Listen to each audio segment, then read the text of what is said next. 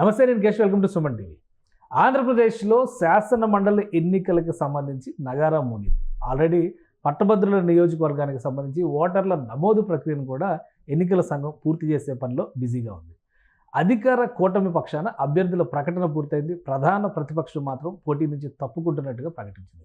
ఈ దశలోనే స్వతంత్ర అభ్యర్థులు తెరపైకి వస్తున్నారు. అటువంటి స్వతంత్ర అభ్యర్థిగా పోటీ చేయాలని ఆశిస్తున్నటువంటి ఒక సీనియర్ పొలిటీషియన్ మనతో పాటు ఉన్నారు. ఆయనతో మాట్లాడి ఆంధ్రప్రదేశ్లో ఈ ఎన్నికలకు సంబంధించి బలాబలాలు ఏ విధంగా ఉన్నాయి, ఏ అంచనాలతో రంగంలో దిగబోతున్నారు, ఈ అంశాలు విశ్లేషించేటువంటి ప్రయత్నం చేద్దాం. మనతో పాటు సెట్టుబత్తుల రాజబాబు గారు ఉన్నారు, సీనియర్ రాజకీయ నాయకులు. అలానే గత అసెంబ్లీ ఎన్నికల్లో పోటీ చేయాలని ఆశించారు, కానీ టికెట్ లభించకపోవడం వలన ఆయన పోటీ చేసినటువంటి పరిస్థితి లేదు. ఇప్పుడు శాసన మండలిలో తన అదృష్టాన్ని పరీక్షించుకోవాలనుకున్నారు. రాజబాబు గారు నమస్కారం. నమస్కారం సార్. గజనీ మహమ్మద్ కథ చెప్పాలనిపిస్తుంది మీకు చూస్తే. 2014లో మీరు ఎలక్షన్స్లో దిగాలి, రాజకీయంగా మీ అదృష్టాన్ని పరీక్షించుకోవాలి చాలా బలంగా అనుకున్నారు. అప్పుడు ఉన్నటువంటి ఈక్వేషన్స్లో సెట్ కాలేదు. కానీ 2019లో ఎన్నికల బరిలో నిలిచారు. జనసేన పార్టీ నుంచి అమలాపురం అసెంబ్లీ నియోజకవర్గం బరిలో నిలిచారు. అప్పుడున్న పరిస్థితి తెలుసు, చతుర్ముఖ పోటీ జరిగింది కాబట్టి ఈక్వేషన్స్ అన్నీ కూడా చల్లా చెదిరైపోయింది. ఈసారి కూటమిలో ఖచ్చితంగా మీరు దిగుతారు అనుకున్నారు బరిలో, కానీ చివరి నిమిషంలో అనుకోని ఒక ట్విస్ట్ అది, అంతే కదా. అమలాపురం నియోజకవర్గానికి సెట్టుబత్తుల రాజబాబు గారే అభ్యర్థి అని జనసేన అధినేత పవన్ కళ్యాణ్ గారు వారాహి యాత్రలో ప్రకటించారు కూడా. కానీ ఏం జరిగింది, ఎందుకు అది ఆ వ్యూహం వెనక్కి వెళ్ళింది, మీరు బయటికి రావాల్సిన పరిస్థితికి వచ్చింది? ఇప్పుడు గజనీ మహమ్మద్ అని ఎందుకు అన్నారు సార్? అసలు ఆ రోజు 2014లో ప్రయత్నం చేశారు, అవ్వలేదు. 2019లో ప్రయత్నం చేశారు, గెలవలేకపోయారు. 2019లో అవకాశం రాలేదు. ఇప్పుడు ఫైనల్గా మీరు మళ్ళీ పట్టభద్రుల నియోజకవర్గంలో పోటీ చేయాలని అనుకుంటున్నారు. ఇన్నిసార్లు ఈ సందర్భంగా ఈ పవన్ కళ్యాణ్ గారు సినిమాలో ఒక డైలాగ్ గుర్తొస్తుంది. ఎందుకంటే గజనీ మహమ్మద్ 17 సార్లు యుద్ధం చేసి ఓడిపోయాడు, కానీ వాడి మీద గెలిచిన వాడి పేరు ఎవరికైనా తెలుసా? కానీ వీడి పేరు ఎందుకు తెలిసిందంటే వీడికి యుద్ధం అంటే భయం లేదన్నట్టు అని అంటున్నారు. ఆయన పవన్ కళ్యాణ్ గారి డైలాగ్ గుర్తొస్తుంది ఈ సందర్భంగా. అంటే నేను ఖచ్చితంగా గజనీ మహమ్మద్ అని కాదండి. ఇప్పుడు 2014లో నాకు టికెట్ వైఎస్ఆర్ కాంగ్రెస్ పార్టీలో ఓకే అయిన తర్వాత మళ్ళీ అక్కడ సమీకరణలో మారింది. 2019లో పవన్ కళ్యాణ్ గారు అవకాశం ఇచ్చారు, పోటీ చేశాను, గౌరవప్రదమైన ఓట్లు వచ్చినాయి. 2024లో అనుకోని విధంగా ఒక విధంగా అయితే కుట్ర జరిగిందని చెప్పాలి. కుట్రలో భాగంగా అప్పుడు అవకాశం కోల్పోవడానికి కారణం కుట్రలే అంటారు. కుట్ర జరిగింది మెయిన్ ప్రధానంగా. సో దాని మీద అప్పుడు అవకాశం కోల్పోయామండి. సరే, ఇప్పుడు ఎమ్మెల్సీ అనేది లెజిస్లేటివ్ కౌన్సిల్ అనేది గ్రాడ్యుయేట్స్కి సంబంధించినటువంటి ఇది కాబట్టి కొంచెం స్వతంత్రంగా మనం మండలిలో వ్యవహరించడానికి ఉంటుంది. తర్వాత ఎడ్యుకేటెడ్ కూడా కొంచెం బ్రాడ్గా ఆలోచిస్తారు, పాజిటివ్ మైండ్తో ఉంటారని ఒక ఆశతోటి ఖచ్చితంగా గెలవచ్చు అనే దాంతో ఇప్పుడు ఎమ్మెల్సీ ఎన్నికల్లోకి దిగడం జరిగింది. అంటే 2014 ఎలక్షన్స్ టైంలో ఈ పరిణామాల నేపథ్యంలో మీరు మళ్ళీ వైసీపీలోకి కూడా వెళ్ళారు. సో స్టిల్ వైసీపీలో కంటిన్యూ అవుతున్నారు, ఎందుకంటే అధికారికంగా వైసీపీ పోటీ చేయకూడదని డిసైడ్ అయిపోయింది. మీరు స్వతంత్ర అభ్యర్థిగా, అంటే వైసీపీ నుంచి బయటకు వచ్చేసి స్వతంత్ర అభ్యర్థిగా దిగుతున్నారా, లేదంటే స్వతంత్ర అభ్యర్థిగా దిగాలని నిర్ణయం తీసేసుకున్నారా? అంటే నేను దిగాలని నిర్ణయం తీసుకున్నానండి. ఎందుకంటే నేను ఇప్పుడు పార్టీ ఆలోచన, వైసీపీ పార్టీ ఆలోచన ఎలా ఉందో నాకు తెలియదు, కానీ నేనైతే దిగడానికి నిర్ణయించుకున్నాను. అదే ఖచ్చితంగా. ఎందుకంటే ఈ గ్రాడ్యుయేట్స్ ఎన్నికల్లో పార్టీలకు అతీతంగా గ్రాడ్యుయేట్స్ ఆలోచిస్తారని ఒక ఆశ అండి. ఆలోచించాల్సిన ఆవశ్యకత ఉంది. ఎందుకంటే ఇప్పుడు ఇవాళ జనసేన పార్టీ అవ్వచ్చు, వైఎస్ఆర్ కాంగ్రెస్ పార్టీ అవ్వచ్చు, లేదా తెలుగుదేశం పార్టీ అవ్వచ్చు, ఎవరైనా గ్రాడ్యుయేట్ లేదా ఆ పార్టీ అభిమానులు ఉంటారు. గ్రాడ్యుయేట్స్లో కూడా ఆ పార్టీలకు సంబంధించిన అభిమానులు ఉంటారు. అయితే వేళ ఈరోజు వాళ్ళు వేసే ఓటు వాళ్ళ అభిమాన నాయకుడిని ముఖ్యమంత్రిగా నిర్ణయించడానికో, లేదా వాళ్ళు అభిమానించే పార్టీ అధికారంలోకి రావడానికో, లేదా ఒక ఎమ్మెల్సీని గెలిపించడం ద్వారా ఈ రాష్ట్రంలో ప్రకంపనలు సృష్టించడానికో కాదు కదా. ఒక ప్రతినిధి, ఒక నార్మల్ వాయిస్ వినిపించడానికి ఖచ్చితంగా ఇవాళ ఎన్నో సమస్యలు ఉన్నాయి. ఇది విద్యావంతుల పట్టభద్రుల కాన్స్టిట్యున్సీ నుంచి మనం ఎమ్మెల్సీకి ఎన్నికైనా మన రాష్ట్రంలో ప్రతి సమస్యని మనం పట్ల మాట్లాడే అవకాశం ఉంటుంది కౌన్సిల్లో. ఓన్లీ విద్యావంతుల్లో కూడా సమస్యలు ఉన్నాయి, గ్రాడ్యుయేట్స్లో సమస్యలు ఉన్నాయి, ఉద్యోగుల్లో సమస్యలు ఉన్నాయి, ప్రైవేట్ ఉద్యోగుల్లో సమస్యలు ఉన్నాయి, టీచర్స్లో సమస్యలు ఉన్నాయి. ప్రతి సమస్యను కూడా మనం మాట్లాడే అవకాశం ఉన్నటువంటి వేదిక కౌన్సిల్ కాబట్టి ఖచ్చితంగా వెళ్ళాలి అన్నదే ఒక నిర్ణయం తీసుకుని. కానీ ఒకటి అంటే ఇప్పుడు ఉన్న పరిస్థితుల్లో ఆంధ్రప్రదేశ్లో మొన్న ఎలక్షన్స్ జరిగినాయి, ఒక 5 నెలలు అవుతుంది, కొత్త గవర్నమెంట్ వచ్చింది, మంచి దూకుడు మీద ఉన్నారనేటువంటి ఫీలింగ్. ఇటువైపు పవన్ కళ్యాణ్, చంద్రబాబు నాయుడు వీళ్ళంతా ఉన్నారు కాబట్టే వైసీపీ రిస్క్ ఎందుకని చెప్పని పోటీ నుంచి తప్పుకుంది అని అంటున్నారు. అలాంటి పరిస్థితుల్లో మరి మీరు స్వతంత్ర అభ్యర్థిగా ఎలా తట్టుకొని నిలబడాలి? పార్టీ లేకుండా ఓటేసే పరిస్థితి మన దగ్గర లేదు అసలు. ఏదున్నా కానీ పార్టీ, చివరికి సర్పంచ్ ఎలక్షన్స్ వాటిలో కూడా పార్టీ మద్దతు ఉన్నటువంటి అభ్యర్థులు అనేది నడుస్తుంది. సో స్వతంత్ర అభ్యర్థిగా మీరు ఎలా ఓటర్ని, ముఖ్యంగా ఎమ్మెల్సీ ఓటర్ని, పట్టభద్రుల్ని ఎలా ఆకర్షించాలని అనుకుంటున్నారు? సార్, గతంలో కూడా మనం 2019లో ఒకసారి గ్రాడ్యుయేట్ ఎమ్మెల్సీ ఎన్నిక జరిగింది, టీచర్స్ ఎమ్మెల్సీ ఎన్నిక జరిగింది. నిన్న కూడా 5వ తారీఖు, నిన్న కాక మొన్న కూడా టీచర్స్ ఎమ్మెల్సీ ఎన్నిక జరిగింది. కానీ ఎక్కడ కూడా పార్టీల ప్రమేయం ప్రత్యక్షంగా కనబడలేదు. అంటే మీరు అన్నట్టు ఖచ్చితంగా పార్టీల ప్రభావం ఉంటుంది. కానీ ఈ గ్రాడ్యుయేట్స్ ఎలక్షన్స్లో నేను అనుకుంటున్నానంటే పార్టీలు ఒకవేళ ప్రతిష్టాత్మకంగా తీసుకుని క్యాండిడేట్స్ని పెట్టినప్పటికీ కూడా గ్రౌండ్ లెవెల్లో ఎలక్షన్ వచ్చేటప్పటికి ఆ వాతావరణం ఉండదని అనుకుంటున్నాను. స్వతంత్రంగానే ఆలోచిస్తారు అని నేను అనుకుంటున్నాను ఖచ్చితంగా. ఇప్పుడు ఉభయ గోదావరి జిల్లాలకు సంబంధించి పట్టభద్రుల నియోజకవర్గాలకి 2 సీట్లు ఖాళీ అయ్యింది. తూర్పు పశ్చిమ Godavari 1 seat, Krishna Guntur 1 seat. So మీరు తూర్పు పశ్చిమ గోదావరి కాంబినేషన్లో అవునండి ఉభయ గోదావరి అభ్యర్థిగా బరిలో దిగాలని ఆశిస్తున్నారు. ఎలా ఉంటుంది అక్కడ గ్రౌండ్, ఎలా ఉంటుంది అక్కడ? ముఖ్యంగా పట్టభద్రుల సమస్యలు ఏంటి? ప్రభుత్వం ఫెయిల్ అవుతుందని మీరు చెప్పడానికి ఉన్నటువంటి నినాదాలు ఏంటి? ఎటువంటి ప్రణాళిక ఉంది? సరే, ఇప్పుడు వరకు కూడా ఏ ప్రభుత్వం అయినా సరైనటువంటి ఉద్యోగ కల్పన అనేది చేయలేకపోయింది. చదువుకున్న వాళ్ళ కర్మాగారం అదొక ఏంటంటే చదువుకుని కర్మాగారం బయటకు వచ్చి నిరుద్యోగులుగా మిగిలినటువంటి వ్యవస్థ మంది. ఏదో సాఫ్ట్వేర్ రంగంలో కొంత అవకాశాలు ఉన్నప్పటికీ అది మన రాష్ట్రంలో సాఫ్ట్వేర్ లేకుండా పోయింది. పాలకుల యొక్క ముందు చూపు లేకపోవడం తోటి బెంగళూరు కానీ హైదరాబాద్ కానీ తరలిపోయే పరిస్థితి. సాఫ్ట్వేర్ కూడా మనకి ఇక్కడ ఏ విధమైన అభివృద్ధి లేదు. ఖచ్చితంగా ఇవాళ డిఎస్సి తీసుకుందాం సార్. ఇవాళ డిఎస్సి నోటిఫికేషన్ చంద్రబాబు నాయుడు గారు డిఎస్సి పెడతానని చెప్పారు. ఇప్పుడు ఎస్సీ విభజన అడ్డుపెట్టి అది తేలిన తర్వాత రాష్ట్రంలో తీర్మానం చేసిన తర్వాత దానికి ఏదో కమిషన్ వేశారు. అది అంతా రిపోర్ట్ రావాలి, మళ్ళీ తీర్మానం చేయాలి. ఈ లోపల వయసు అయిపోయిన అభ్యర్థులు ఏం చేస్తారు సార్? ఇప్పుడు డిఎస్సి వస్తుందని ఎంతో ఆస్తో ఎదురు చూస్తూ ఉన్నారు. ఇది ఆ విధంగా ప్రతి చోట కూడా ఉద్యోగ కల్పన అనేది ప్రభుత్వం ఇవాళ చేయలేనటువంటి పరిస్థితికి వచ్చింది. ఎందుకంటే ఇప్పుడు మనకు ఫ్యాక్టరీస్ లేవు. ఇప్పుడు ఈ ప్రభుత్వం, గత ప్రభుత్వం అలా ఉంది, ఈ ప్రభుత్వం అలా ఉంది. ఇంతవరకు ఉపాధి అంటే సంపద సృష్టించాలి, ఫ్యాక్టరీస్ పెట్టాలి, లేదా పరిశ్రమలను ఆహ్వానించాలి. ఆ వాతావరణం అయితే ఇక్కడ మన ఆంధ్రప్రదేశ్లో లేదండి. రాజకీయ వ్యవస్థ 5 నెలలే కదా అయింది. ఇంకా చాలా మేము సంప్రదింపులు జరుగుతున్నాయి, ఎంఓయూలు జరుగుతున్నాయి, టాటా గ్రూప్ వస్తుంది, రిలయన్స్ వస్తుంది, ఇవన్నీ చెప్తున్నారు కదా. అంటే వాతావరణం చూస్తుంటే ఎవరికి కూడా అది సేఫ్ జోన్గా కనిపించట్లేదేమో అనుకుంటున్నారండి. ఎందుకంటే జరుగుతున్నటువంటి ఈ ఒక పార్టీ పైన ఒక పార్టీ కక్షలతోటి ఒక వాతావరణం, మన ఆంధ్రప్రదేశ్ వాతావరణం వ్యాపారస్తులకు కానీ పరిశ్రమ పెట్టే వాళ్ళకి కానీ కొంచెం భయంగానే ఉంటుందేమో అనిపిస్తుందండి. సో ఓవరాల్గా అయితే చదువుకున్నటువంటి చదువుకి సార్థకత లేక నిరుద్యోగులుగా మిగిలిపోతూ ఉన్నారు. వాళ్ళ నిరాశ నిస్పృహ ఉంది. వాళ్ళ పట్ల కనీసం వాళ్ళ మాటగా మండలిలో ప్రభుత్వాన్ని నిలదీయడానికి ఒక అవకాశం ఉంటుందని చెప్పేసి నేను ఆశిస్తాను. సో మీకు మద్దతు ఇచ్చేవాళ్ళు ఎవరు ఉండొచ్చు, ఎవరెవరిని మీరు అడగొచ్చు? రాజకీయ పార్టీలు కాదనుకున్నప్పుడు ఇప్పుడు కమ్యూనిస్టులు కానీ వీళ్ళు కానీ బరిలో దిగకుండా ఉన్నవాళ్ళు ఉన్నారు కదా.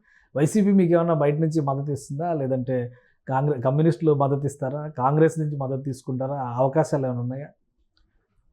నేను అంటే నా వరకు నేను ఐఎమ్ డిజర్వ్డ్ అన్న ఒక ఫీలింగ్ నాకు. నేను నిజాయితీగా పోరాడగలనని ఒక నమ్మకం.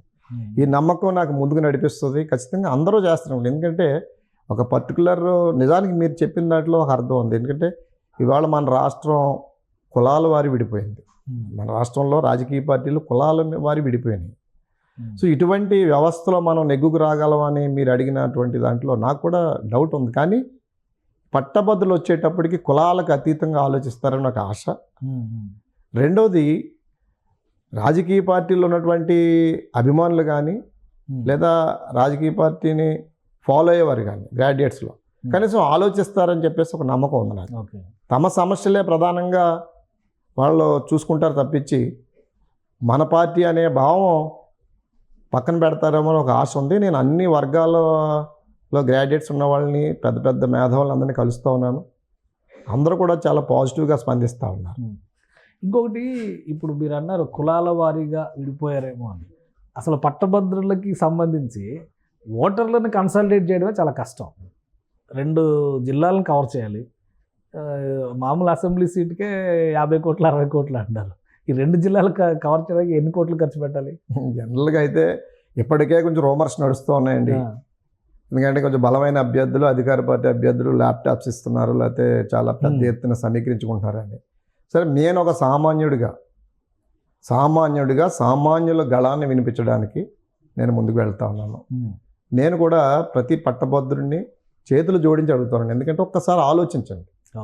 ఇవాళ మనం ఆర్థిక ప్రలోభాలకు మనం లొంగి మన ఆలోచనలు పక్కన పెట్టి మనం ఓటు వేస్తే మన సమస్యకు మాట్లాడే ఒక ప్రతినిధిని మనకి దూరం అవుతాడు. కాబట్టి మన సమస్య గురించి లేదా మీ గళంగా వినిపించడానికి మండలిలో అవకాశం అని చెప్పి పట్టబదులు నాకు అదే ఆశ అండి. ఇప్పుడు నిజానికి డబ్బులు అయితే నా దగ్గర లేవు. నేను రాజకీయాల్లో ఒక విధంగా చెప్పాలంటే పాడైపోయి ఉన్నాను. బట్ చేయగలని నమ్మకం ఉంది, నిలబడగలని నమ్మకం ఉంది, ధైర్యంగా పోరాడతాను ప్రతి సమస్య మీద. నాకు మొదటి నుంచి రాడికల్ మూమెంట్లోంచి వచ్చినటువంటి వాతావరణంతో ప్రతి సమస్య మీద పోరాడడం అనేది నాకు మొదటి నుంచి అలవాటైన విషయం. నేను నిజాయితీగా పోరాడతాను. ఆ పోరాటం, ఆ నిజాయితీ, ఆ నిబద్ధతే నన్ను రేపు ఎమ్మెల్సీ ఎన్నికల్లో గెలిపిస్తుందని, పట్టభద్రులు డబ్బుల కంటే కూడా తమ సమస్యలపై నిజాయితీగా నిలబడే వారికి అవకాశం ఇస్తారని చెప్పి ఆశిస్తున్నాను. ఇంకొకటి, మీరు ఇప్పుడు అన్నట్టుగా ఒకవేళ పట్టభద్రుల ఓటింగ్లో డబ్బు ప్రభావం ఉండదు అని అనుకుంటే, రాజకీయ పార్టీలు చేస్తున్నటువంటి వ్యూహాలన్నీ కూడా ఆకర్షణ మంత్రమే జరుగుతుంది. మీ దగ్గర ఉన్నటువంటి ఎజెండా ఏంటి? ఏ ఎజెండాతో మీరు ఆకట్టుకునేటువంటి ప్రయత్నం చేస్తారు? సమస్యలపైన మాట్లాడతారు, గళం వినిపిస్తారు అనేది రొటీన్గా చెప్పేటువంటి మాట అనేటువంటి అభిప్రాయం జనంలో ఉంది. సో మీరు ఎటువంటి మేనిఫెస్టోని పట్టభద్రుల నియోజకవర్గానికి సంబంధించి వెలువరించే ఆలోచనలో ఉన్నారు? సరే, నేను యాక్చువల్గా మేనిఫెస్టో అనేది ఒక సామాన్య మానవుడు. నేను ఈవేళ పార్టీలే మేనిఫెస్టోల్ని అమలుపరచలేనటువంటి దౌర్భాగ్య పరిస్థితుల్లో రాజకీయ పార్టీలు ఉన్నాయి. తాము చెప్పినటువంటి ఏదైతే ఉన్నావో మేనిఫెస్టోలో అది అమలుపరచలేనటువంటి పరిస్థితుల్లో రాజకీయ పార్టీలు ఉన్నటువంటి ఈ వ్యవస్థలో ఒక వ్యక్తిగా నేను ఒక ఎజెండా లేదా ఒక మేనిఫెస్టో ఇచ్చినంత మాత్రాన నమ్మేస్తారని నేను అనుకోవట్లేదు. కానీ మేనిఫెస్టో కంటే కూడా నాకు కొన్ని సమస్యలు అయితే ఎందుకంటే అది నిజంగా మేనిఫెస్టో అని చెప్పుకోవచ్చు. ఉభయ గోదావరి జిల్లాలో ముఖ్యంగా అపారమైనటువంటి సహజ వనరులు ఉన్నాయండి. ఉదాహరణకి చమురు సంస్థలు, ఓఎన్జీసీ కానీ, కెయిన్ ఎనర్జీ కానీ, రకరకాల గెయిల్ కానీ, ఇవన్నీ కూడా ఈ 2 జిల్లాల నుంచి, ఉమ్మడి జిల్లాల నుంచి విపరీతంగా దోచుకుపోతా ఉన్నాయి. సహజ వనరులు, గ్యాస్ కానీ, అటు పెట్రోల్ కానీ దోచుకుపోతున్నాయి. కానీ స్థానికులకి, కనీస యువతకి ఉద్యోగ అవకాశాలు కల్పించలేకపోతున్నాయి, లేదా అభివృద్ధికి నిధులు కేటాయించలేకపోతున్నాయి. సిఎస్ఆర్ ఫండ్స్ కూడా సరైన స్థాయిలో చేయలేకపోతుంది. మన ప్రాంతానికి, ఉభయ గోదావరి జిల్లాలకి ఇవ్వలేనటువంటి పరిస్థితి, అడిగే నాదుడు కూడా లేడు. ఒక ప్రజాప్రతినిధి ఎన్నికైనప్పుడు తను ఏ పార్టీలో ఎన్నికయ్యాడో ఆ పార్టీ ఆలోచనలకు అనుగుణంగా నడుచుకోవాలి. ఆ పార్టీని ధిక్కరించి ఏమీ అడగలేడు. ఎందుకంటే ఇవాళ కార్పొరేట్ సంస్థలే నడిపిస్తున్నాయి రాజకీయ పార్టీలు కూడా. సరే, ఇప్పుడు చమురు సంస్థలు ఏదన్నా కావచ్చు, ఓఎన్జీసీ కావచ్చు, లేదా క్రెయిన్ ఎనర్జీ కావచ్చు, రిలయన్స్ కావచ్చు, ఏదన్నా కావచ్చు. ఈ కార్పొరేట్ సంస్థలే ఇవాళ రాజకీయ పార్టీలకి ఫండింగ్ చేసినా, ముందుకు నడిపించినా. కాబట్టి ఏ పార్టీ గెలిచినా వాళ్ళని కాదని ఏమీ చేయదు. సో ఆ పార్టీ తరపునటువంటి గెలిచిన ఎమ్మెల్యే అయినా, ఎంపీ అయినా, ఏ ప్రతినిధి అయినా పార్టీని కాదని ఏమీ చేయలేడు. సో ఖచ్చితంగా ఉభయ గోదావరి జిల్లాలో అపారమైనటువంటి సహజ వనరులు దోచుకుపోతున్నటువంటి దాని మీద నిలదీయాల్సిన అవసరం ఉంది. ఉద్యోగాలు కల్పించాలి, కనీసం ఉద్యోగ అవకాశాలు కల్పించాలి యువతకి. అదేవిధంగా సమస్యలు, ఉద్యోగస్తులకి సమస్యలు ఉన్నాయి. పిఆర్సీ వాళ్ళకి అయితే పిఆర్సీ కావాలని అడుగుతూ ఉన్నారు, ఏరియర్స్ కావాలని అడుగుతూ ఉన్నారు. వాళ్ళ సమస్యలు కూడా చాలా ఉన్నాయండి, ఉద్యోగస్తుల సమస్యలు కూడా. వాళ్ళ సమస్యల తరపున కూడా పోరాడడానికి సిద్ధంగా ఉన్నాం. మీరు ఇంతకుముందు రాజకీయ పార్టీల్లో ఉన్నప్పుడు పోరాటాలు చేస్తూనే ఉన్నారు. ప్రతిరోజు ఏదో పోరాటం చేస్తూ ఉన్నారు. జనసేనలో ఉన్నప్పుడు అయితే 2019 నుంచి 2024 మధ్యలో మీ కాన్స్టిట్యున్సీ చాలా హాట్ కాన్స్టిట్యున్సీగా కనబడేది. అమలాపురంలో మిగతా ప్రధాన పార్టీల కంటే జనసేన పార్టీ నాయకుడు చేసే నిరసనలు, ఆందోళనలు ఎక్కువ కనబడేవి. ఇక్కడ మీకు అలాంటి స్కోప్ ఏముంటుంది? ఇప్పుడు పట్టభద్రుల నియోజకవర్గం పరంగా మీరు పోరాటం. సార్, నేను జనసేనలో మేము 2019 నుంచి ఉన్నప్పుడు నేను కనీసం ఎమ్మెల్యే కూడా కాదు. అవును, పార్టీ ఇన్ఛార్జిగా నాకున్నటువంటి ఆలోచన, పోరాటం చేయాలన్న తపనతో ప్రతి ప్రజా సమస్యను కూడా, ఏ సమస్య అయినా ముందుండి తీసుకెళ్ళాను. ఇవాళ నిజంగా ఒక శాసన మండలిలోనే సభ్యుడిని అయితే నా గళం ప్రపంచం అంతా ఉంటుంది. ఖచ్చితంగా నేను అడిగేది ఏదైతే ఉందో ప్రజల కోసం కానీ, యువత కోసం కానీ, ఉద్యోగస్తుల కోసం నేను అడిగినప్పుడు ఆ గళం ప్రభుత్వం మీద ఒత్తిడి తీసుకొస్తుంది, ప్రపంచం అంతా చూస్తుంది. మీలాంటి ఇప్పుడు జర్నలిస్టులు కానీ లేదా ఛానల్స్ కూడా దాన్ని ప్రచారం చేయడం ద్వారా కరెక్టే. కానీ మీరు ఇప్పుడు వైసీపీ నుంచి బయటకు వచ్చారు, జగన్మోహన్ రెడ్డి గారిని ఏమీ అనలేదు, విధానాలపైన మీరు పోరాటం చేస్తూ పోయారు. పవన్ కళ్యాణ్ గారిని ఏమీ అనలేదు, జనసేన పార్టీ నుంచి వచ్చారు, మీ పని మీరు చేసుకుంటూ వెళ్తున్నారు. కానీ ఇప్పుడు పోతిన మహేష్ లాంటి వాళ్ళు వీళ్ళైతే కుటుంబంలో ఉన్న వాళ్ళని కూడా తీసుకొచ్చి రోడ్డు మీద పెట్టే ప్రయత్నం చేశారు. అంటే మీరు నాయకులతో సత్సంబంధాలు కొనసాగిస్తున్నారా, లేదంటే మీ విధానమే ఈ విధంగా ఉంటుంది అనుకుంటే రేపు శాసనమండలిలోకి వెళ్ళినా కానీ వాళ్ళు గట్టిగా నిలదీస్తారని గ్యారెంటీ లేదండి సార్. ఇప్పుడు నేను అక్కడ ఒక అవకాశం రాలేదని, ఇప్పుడు పవన్ కళ్యాణ్ గారు ఇంతకుముందు జగన్మోహన్ రెడ్డి అయినా వైసీపీ, లేకపోతే మొన్న పవన్ కళ్యాణ్ గారు అయినా నాకు అవకాశం ఇవ్వలేదని అక్కుస్తో వారి మీద వ్యక్తిగత విమర్శలు చేయడం అనేది నేను వ్యతిరేకమండి. ఓకే. అంటే అవకాశం రాకపోవడానికి కొన్ని కారణాలు ఉండవచ్చు, ఈక్వేషన్స్ ఉండొచ్చు, ఒక పొలిటికల్ పార్టీలో రకరకాల సమీకరణలు ఉంటాయి, అందులో భాగంగా ఇవ్వకపోవచ్చు. కానీ అన్యాయం జరిగిందన్న బాధ ఉంది. ఓకే.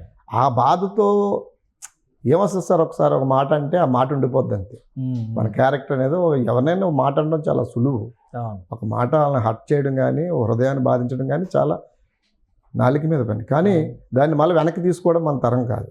సో ఏదో వాళ్ళకి తెలుసుకోవాలి, వాళ్ళ విజ్ఞాతికి వాళ్ళు తెలుసుకోవాలి, వాళ్ళకి ఒక స్క్రీనింగ్ ఉండాలి. అసలు ఎవరు పనిచేస్తున్నారు పార్టీకి, ఎవరు నిబద్ధతగా ఉంటారు, ఎవరు ఇంతకాలం మనకు నమ్మకస్తులుగా పనిచేశారు, అటువంటి వాళ్ళకి ఏమైనా అవకాశం ఇవ్వాలా అని వాళ్ళు తెలుసుకోవాల్సిన విజ్ఞత వాళ్ళది. అంతేగాని వాళ్ళని విమర్శించడం వల్ల నాకు వచ్చేది ఏముంటుంది, ఒక రోజు ఛానల్స్లో వస్తుంది. ఇప్పుడు ఈ డిప్లొమసీ పాలిటిక్స్ నడవట్లే కదా, ఎవరిని ఎంత ఎక్కువ తిడితే వాళ్ళకి అంత ఎక్కువ. నిజం కూడా వాళ్ళకి అవకాశాలు ఉంటాయండి. వాళ్ళ మీద ఇప్పుడు ఎలక్షన్ అయ్యి ఇప్పుడు 5 నెలలు అయినా నేను తెర మీద కనిపించకపోవడానికి అదే కారణం. ఇప్పుడు డిప్లొమాటిక్గా ఉంటే కుదరదు. కానీ మీరు ఇక్కడ అడిగారు మండలిలో కూడా అలాగే ఉంటాను, ఎట్టి పరిస్థితుల్లో ఉంటాం. అవకాశం వచ్చిన తర్వాత మనల్ని దేనికి వారి సమస్యల మీద మాట్లాడమని చెప్పి మండలికి పంపించినప్పుడు ఖచ్చితంగా పోరాడతాం, విధానాలపైన ఖచ్చితంగా విధానాల మీద, వైఫల్యాల మీద ఖచ్చితంగా పోరాడతాం. యువతకు గాను, లేకపోతే గ్రాడ్యుయేట్స్ కానీ, లేకపోతే ఉద్యోగస్తులు కానీ, ఎవరి సమస్య అయినా ఖచ్చితంగా అక్కడ మాట్లాడాల్సినటువంటి నైతిక బాధ్యత ఉంటుంది కాబట్టి మాట్లాడతాం. ఇప్పుడు రెండు ప్రధాన పార్టీల్లో కూడా మీరు అక్కడ ఉండి వచ్చారు, ఇప్పుడు ఇక్కడ ఉన్నారు కాబట్టి ఇండిపెండెంట్గా ఇప్పుడు బరిలో దిగితే ఈ పార్టీల నుంచి లేదా ఈ పార్టీలో ఉన్న కొంతమంది నాయకులు మీ వెంట రావడం కానీ మీకు మద్దతుగా నిలవడం కానీ ఉండే అవకాశం ఉందా? నాయకులు అయితే రారు సార్, కానీ అన్ని పార్టీల్లో ఉన్నటువంటి గ్రాడ్యుయేట్స్ సానుభూతిగా నాకు అవకాశం ఇస్తారని ఉంది. ఎందుకంటే నేను ముందు చెప్పాను 10 ఏళ్ల నుంచి పోరాటం చేస్తూనే ఉన్నారు, పోరాటం చేస్తాను. అదొకటి ఇవాళ వాళ్ళకు కూడా తెలుసు, ఇవాళ ఈ గ్రాడ్యుయేట్ ఎమ్మెల్సీ ఓటు ద్వారా ఒక ముఖ్యమంత్రిని నిర్ణయించరు, ఒక రాష్ట్ర పార్టీ అధికారంలోకి వచ్చే అవకాశం కూడా కాదు. సమస్యల్ని మాట్లాడే ఒక వ్యక్తి కోసం ప్రతి ఒక్కరు ఎదురు చూస్తున్నారని నేను నమ్ముతూ ఉన్నాను. ఖచ్చితంగా జనసేన అవ్వచ్చు, వైసీపీ అవ్వచ్చు, టీడీపీ అవ్వచ్చు, అందులో ఉన్నటువంటి ప్రోగ్రెసివ్ మైండ్ ఉన్న ప్రతి ఒక్కరు కూడా నాకు అవకాశం ఇస్తారని ఆశిస్తున్నాను. కానీ మీరు ఇంత ప్రశాంతంగా అడిగితే జనాలు రియాక్ట్ అవుతారంటారా? ఇప్పుడు పుష్ప సినిమా వచ్చింది, సినిమాలో డైలాగుల దగ్గర నుంచి అల్లు అర్జున్ కథలికల వరకు అన్నిటి మీద ఏదో ఒక రాజకీయం నడుస్తుంది. మీ అభిప్రాయం ఏంటి మరి ఈ తరహా వ్యవహార శైలి మీద? సార్ యాక్చువల్గా ఏంటంటే చూసాను సార్, పుష్ప నిన్నే చూశాను సార్. నేను యాక్చువల్గా ముందు వెంటనే చూసాను సినిమాలని, కొంచెం చూస్తాను కానీ కొంచెం తీరుబడి, కానీ ఎందుకో నిన్నే చూశాను. అంటే ఎందుకు చూసామంటే ఈ ట్రోల్ చేయడాలు ఈ చూస్తాం.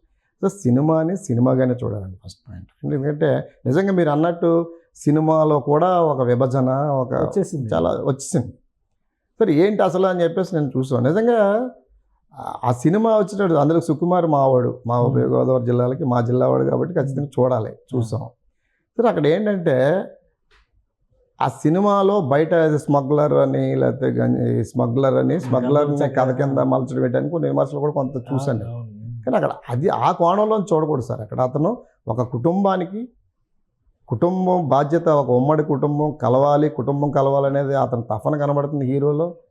తర్వాత మన ఇంట్లో ఒక ఆడబిడ్డని రక్షించుకోవడానికి అవసరమైతే ప్రాణత్యాగం చేయాలి, లేదా మనల్ని నమ్ముకుని పనిచేసే వాళ్ళ కోసం ఎంత ఆస్తినైనా వదులుకోవాలని కొన్ని సన్నివేశాలు, చాలా బలమైన సన్నివేశాలు ఉన్నాయి. కానీ ఎందుకు అలా అయిపోయారు మీకు ఉదాహరణ సార్. ఇప్పుడు ఇవాళ అల్లు అర్జున్ గురించైనా ఇంకో హీరో గురించైనా ఇంకొక అభిమానులు అలా విమర్శించడం అనేది అది కరెక్ట్ కాదు. ఎందుకంటే ఇవాళ సినిమా రంగం కేవలం ఒక 2 కులాలు 3 కులాలతో పరిమితం అయిపోయింది.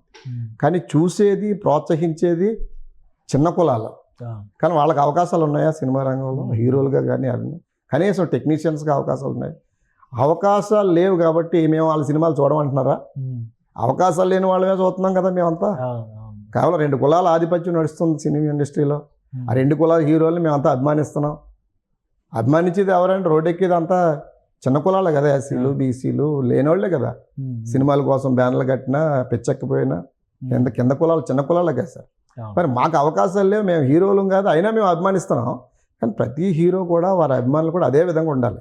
సినిమానే చూడాలి, రాజకీయంగా చూడాలి అని నా అభిప్రాయం. సో పుష్ప ఒక విధంగా చెప్పండి. ఈ పుష్ప అనేది అందులో కొన్ని ఎథిక్స్ కూడా మనం నేర్చుకోవాల్సినటువంటి కుటుంబ బాధ్యతలు, ఆడబిడ్డలను కాపాడుకోవడం, నమ్మిన వారిని కాపాడుకోవడం, ఇలాంటివి కొన్ని ఉన్నాయి అందులో కూడా. అంటే ఇక్కడ అంతా మెగా వర్సెస్ సార్. ఆ కుటుంబం అంతా ఒకటే సార్, మనం బయటకు అనుకుంటాం తప్పించి ఆ కుటుంబం అంతా కలిసే ఉంటుంది. అభిమానులు ఏంటంటే కొంతకాలం అట్లా హడావిడి చేస్తారు. అదే అంటాను, అభిమానం అనేది శృతి మించకూడదు, హద్దులు దాటకూడదు. సినిమాని సినిమాగా చూడాలి, సినిమాని ఆదరించాలి, బాగుంటే చూడాలి, బాగోపోతే. అంటే ఈ ప్రీ రిలీజ్ ఫంక్షన్ తర్వాత బెనిఫిట్ షోలు, ఇన్సిడెంట్స్ జరిగిన తర్వాత ఒక మనిషి ప్రాణం పోవడం, ఇవన్నీ చూస్తున్నారు ఇప్పుడు జనాలు. సినిమా కంటే బయట సినిమా ఎక్కువ సార్. చాలా సందర్భాల్లో సార్ పొలిటికల్ లీడర్స్ వెళ్తున్నప్పుడు క్యాన్వాయిస్లో గుద్దుకుని చనిపోవడాలు అంటే ఎన్నో జరుగుతూ ఉంటాయి సార్. ఎన్ని ఇప్పుడు వేళ ఇష్టం లేదు కాబట్టి మనం అలా ట్రోల్ చేయడం కానీ సమంజసం కాదేమో అని అనుకుంటున్నాను నేను. ఎందుకంటే కానీ అది బాధాకరమే, చనిపోవడం అనేది. ఖచ్చితంగా కాంపెన్సేట్ చేయాలి ఆ కుటుంబాన్ని. అల్లు అర్జున్ కొంచెం హృదయం ఉన్నవాడు కాబట్టి ఆదుకుంటాడని అనుకుంటున్నాను. రైట్. ఇంకొకటి, ఇప్పుడు ఓటింగ్ విషయానికి వస్తే మీకు రిజర్వ్డ్ నియోజకవర్గాల విషయంలో ఒక క్లారిటీ ఉంది. అమలాపురంలో ఎస్సీ రిజర్వ్ నియోజకవర్గం కాబట్టి ఒక ఈక్వేషన్ ఉంది. ఇప్పుడు ఇదే కులాల వారి విభజన గురించి మీరు మాట్లాడారు. ఉభయ గోదావరి జిల్లాలో గ్రాడ్యుయేట్స్ కాన్స్టిట్యున్సీ కింద ఒకటే గంపగుత్తగా ఓటింగ్ జరిగితే, పైగా అది ప్రయారిటీ ఓటింగ్ జరుగుతుంది. 50% కంటే ఫస్ట్ మొదటి ప్రాధాన్యం, రెండో ప్రాధాన్యం ఇవ్వాల్సిందే కంపల్సరీ. సో ఈ రేస్లో ఓటింగ్ ఎలా జరగవచ్చు? అక్కడ ఓటుని ఇన్ఫ్లుయెన్స్ చేసేటువంటి ఫ్యాక్టర్స్లో కులం ఉంటుందా? ఖచ్చితంగా ఉంటుంది సార్. ఓకే, ఖచ్చితంగా ఉంటుంది. అంటే గతంలో ఒక ఎలక్షన్లో అలాగే జరిగిందండి. 2019 ముందు 2014లో ఎప్పుడో ఒక గ్రాడ్యుయేట్ ఎమ్మెల్సీ ఎన్నికలో కులం చాలా ప్రాధాన్యత ఉంది. నాకైతే నాకు యాజ్ బీయింగ్ ఏ షెడ్యూల్ క్యాస్ట్గా నాకు క్యాస్ట్ అడ్వాంటేజ్ కూడా ఉంటుంది అనుకుంటున్నాను. ఓకే. దాంతోపాటుగా అంటే ఇప్పుడు క్యాస్ట్ ఒకటే కాదు, క్యాస్ట్తో పాటు వాడు పని చేస్తాడా లేదా, వాడు ఉంటాడా నిలబడతాడా లేదా చూస్తా, అది కూడా చూస్తారు.